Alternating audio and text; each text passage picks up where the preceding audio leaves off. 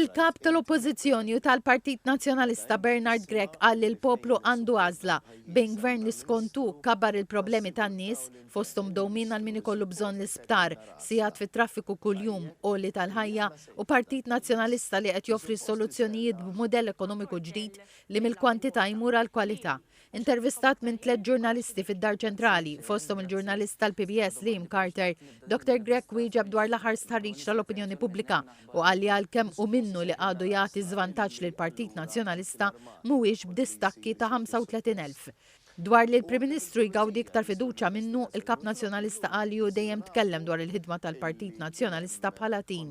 Hawnhekk hu rrefera fost l-oħrajn għal fatt li fil-mass meeting tal-Indipendenza stieden biex titkellem lill President tal-Parlament Ewropew Roberta Metsola. Dwar għaliex il-Partit Nazzjonalista mhuwiex b'saħħtu fin-naħa t'isfel tal-pajjiż, Dr. Grech fakkar li fl-elezzjonijiet tal-Kunsilli Lokali il-Partit Nazzjonalista żied il-voti f'dawn il-lokalitajiet.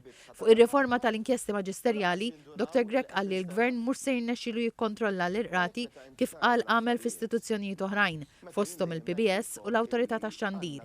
Tenna li Gvern ġdid Nazzjonalista jerġa' jagħti d-dritt tal-inkjesta liċ-ċittadini. Hawnhekk ġie mistoqsi dwar id-dewmien fil-qrati u għalkemm irrikonoxxa li dan minn dejjem eżista, argumenta li kompla jiżdied minħabba żieda fil-popolazzjoni u nuqqas ta' ħaddiema mħarġin biex jassistu lil ġudikanti l-ġodda. Dwar l-abort, il-kap tal-Oppożizzjoni tenna li l-Partit Nazzjonalista mhux lest jagħmel kompromessi mal-valur tal-ħajja. Argumenta iżda li l-Partit Nazzjonalista jrid jgħin persuni li xorta waħda jagħmlu l-abort biex ma jaslux semmek. Dwar il-pożizzjoni finanzjarja tal-Partit Nazzjonalista u l-Bolol, Dr. Grech irrikonoxxa dawn l-isfidi u qal li għall-kontra ta' ħaddieħor mhuwiex ideffes rasu fir-ramel.